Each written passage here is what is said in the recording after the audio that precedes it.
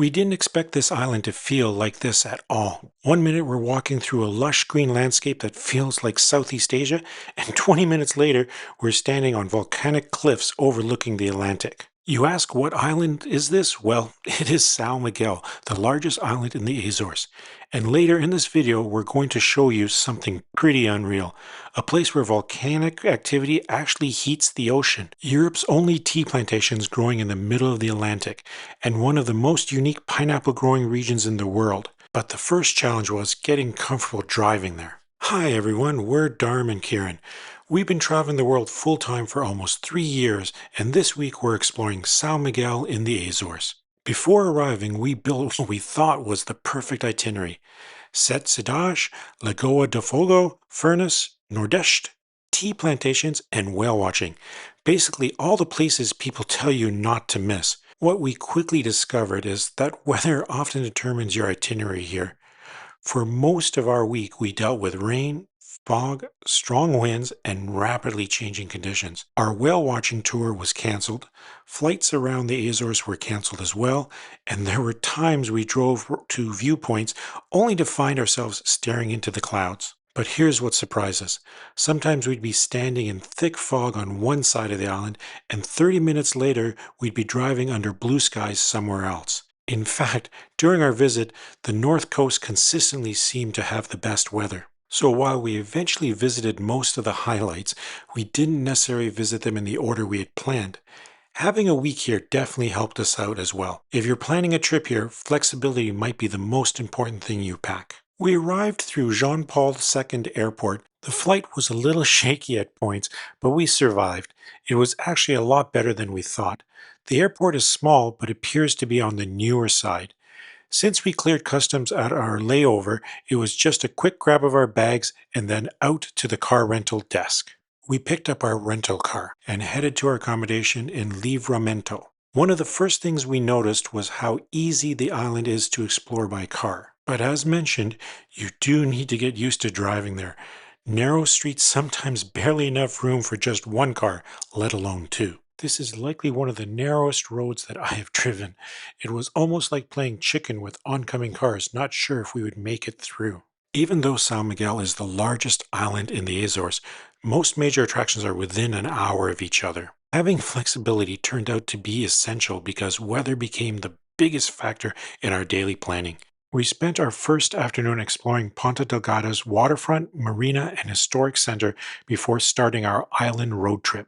Ponta Delgada has been the economic and cultural heart of the Azores since the 16th century and is now home to nearly a third of São Miguel's population.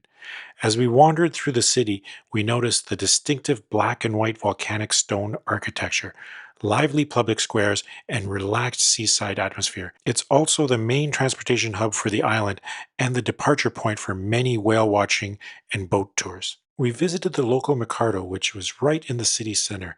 It's a great place to pick up fresh fruit, local cheeses, baked goods, and other supplies if you're staying for more than a few days. You will likely want to come here early in the trip to stock up for the week ahead. Like most visitors, Sete Cidades was at the very top of our list. The problem is that these famous viewpoints are often hidden behind clouds, and unfortunately, that happened during our first attempt. As we climbed higher into the mountains, we found ourselves driving through thick fog. Driving in São Miguel can be an adventure all to itself. Roads originally built for small villages now connect some of the island's most dramatic scenery. You might be sharing the road with cows, passing hydrangea-lined roads, and suddenly finding yourself above the clouds. We almost didn't get this view. An hour earlier, we couldn't see a single thing. Unfortunately, the weather eventually cooperated, and we were rewarded with one of the most spectacular views anywhere in Europe. What makes Grotto do Inferno even more impressive is that you don't see the view right away. After parking, there's a short walk through the trees, and for a few minutes you really have no idea what's awaiting ahead. Then suddenly the landscape opens up in front of you. The scale of the crater, the lakes, and the surrounding mountains is much bigger than you expected. Even after seeing countless photos online, standing here in person was a completely different experience. The Sete Cidades crater was formed thousands of years ago through volcanic activity and collapse. Today, the twin lakes inside the crater are one of the most recognizable images in the Azores. We explored Boca do Inferno, Vista do Raya, Sete Cidades village, and eventually continued onwards to the west coast. After leaving the Sete Cidades crater, the landscape changes completely within minutes. You go from green volcanic lakes to a completely different coastline made of black lava rock. One of the first places where we really feel the shift is Mosteiros. This small coastal village sits right on the edge of the Atlantic, surrounded by dramatic lava formations rising straight out of the ocean. It honestly feels like a different island compared to the crater lakes just a short drive away. We stopped here just to take it in for a bit because the weather had finally opened up along the west coast. And this ended up being one of those moments where the island completely changed character in front of us. From here, we continued further west towards Ponta da Ferreira. This area is known for something pretty unusual. Natural hot water mixes with the Atlantic Ocean, heated by underground volcanic activity. It is one of the few places in the world where you can actually feel geothermal heat in the ocean itself. Even without swimming, it's one of the most fascinating volcanic locations on the island. We will warn you they do not allow you to drive down to the location, and the walk down is not so bad, but it's that hike back up that gives you a good workout. It was also high tide when we were there, so the thermal bath was not usable. We were surprised to see that people were still attempting to use the thermal bath, even though it was high tide and the waves were really strong. We were very happy to just sit for a while and walk along the coast. We even found this amazing spot where the waves came crashing in. Another day, we headed into São Miguel's central highlands. Our destination was Lagoa de Fogo, or Lake of Fire. Before reaching Lagoa de Fogo, we stopped at one of the highest viewpoints on the island. This is Pico da Barossa. From the small parking area, there's a short hike up towards the radio towers at the summit. It's not the easiest if you have a heart condition, so take your time.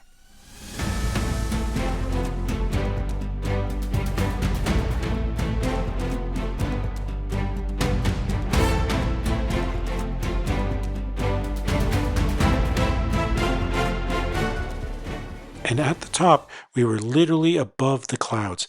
The entire island dropped out of view beneath us. It's one of those moments where you really see how fast the weather changes here. From there, we continued down towards Lagoa de Fogo. Unlike many lakes around the world, development around the shorelines is heavily restricted here. As a result, it remains one of the island's most untouched natural areas. We then reached Miradero da Lagoa de Fogo, one of the most famous viewpoints overlooking the lake from above. But instead of just stopping here, we decided to hike all the way down to the water. The descent is steep and can be quite challenging, especially for anyone with mobility issues.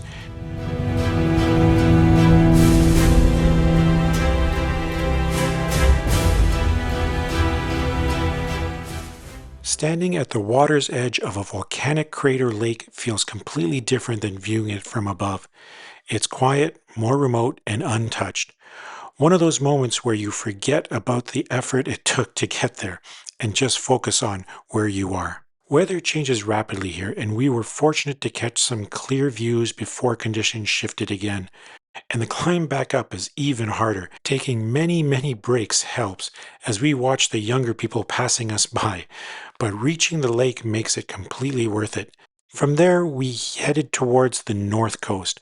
One of the biggest surprises of the trip was discovering that São Miguel is home to Europe's only commercial tea plantations. Tea was introduced here during the 1800s and continues to be grown today. We visited both Guariana Tea Plantation and Porto Formoso Tea Factory. In fact, we visited Guariana twice because of poor weather cut our first visit short. While Guariana is the most famous, Porto Formoso ended up being our favorite. The views were beautiful, the atmosphere felt more relaxed, and overall it was simply a better experience for us. If we could only choose one, we'd choose Porto Formoso. It might not be as large, but it had a charm to it.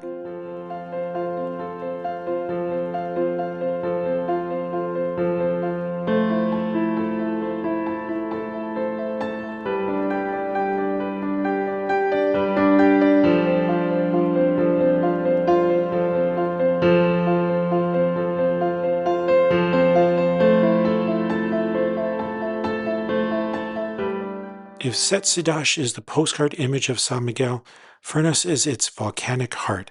This entire region sits above active geothermal activity. Steam rises from the ground almost everywhere you look. Before reaching Furnas, we stopped at Lady of Peace Chapel. This became one of our favorite hidden gems on the island. I will say the drive up was not for the faint of heart. The road was tight and steep in spots. The views over Villa Franca de Campo are incredible from up there.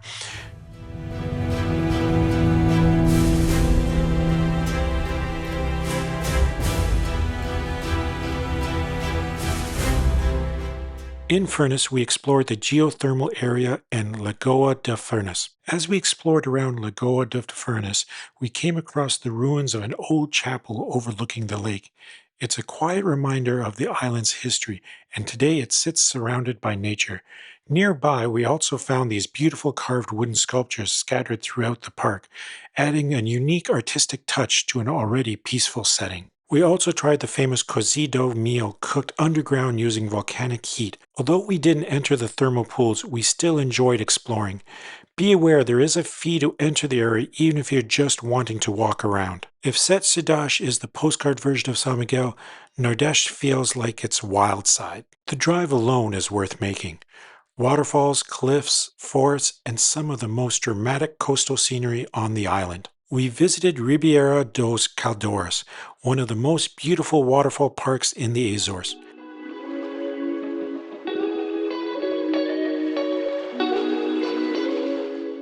We continued to Farol de Ornel, one of the oldest lighthouses in the Azores.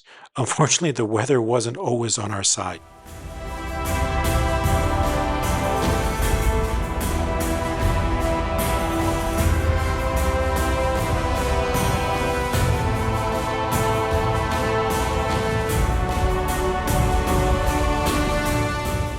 Ponta do Sossego is known as one of the island's most beautiful viewpoints, but wind and rain made it difficult to fully enjoy.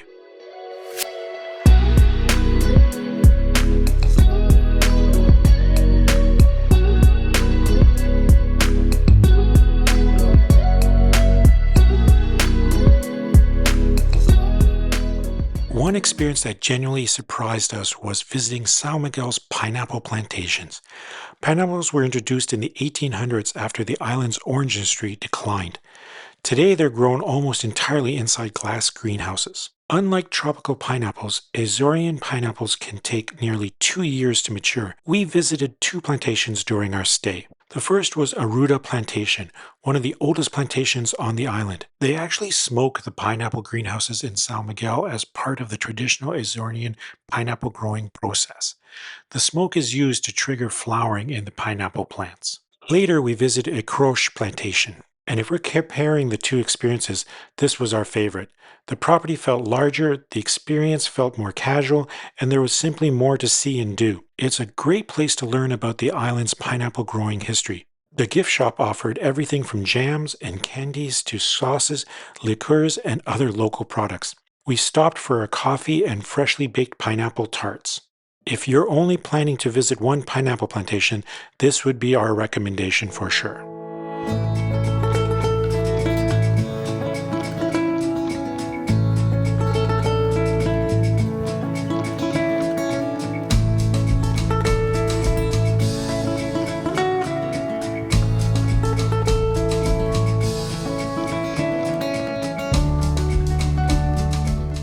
There was one major experience we never got to do: whale watching.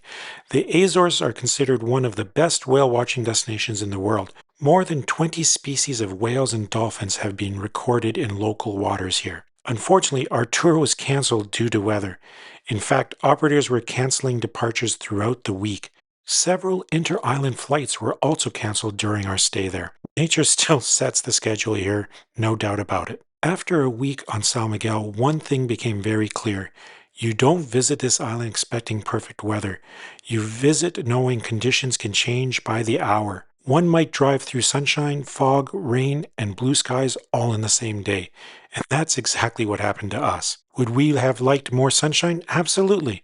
But in a strange way, the unpredictable weather became part of our adventure. It forced us to slow down, change plans, and explore the island differently than we originally expected. Some of our favorite memories weren't even the places we planned most carefully. A tea plantation overlooking the Atlantic, a chapel above Villa Franca de Campo, hiking down and up to the lighthouse, fresh pineapple tarts, and coffee inside the greenhouse. Those are the experiences we'll probably remember most. Next week, we'll be sharing our complete costs for visiting São Miguel. Until next time, let's travel together.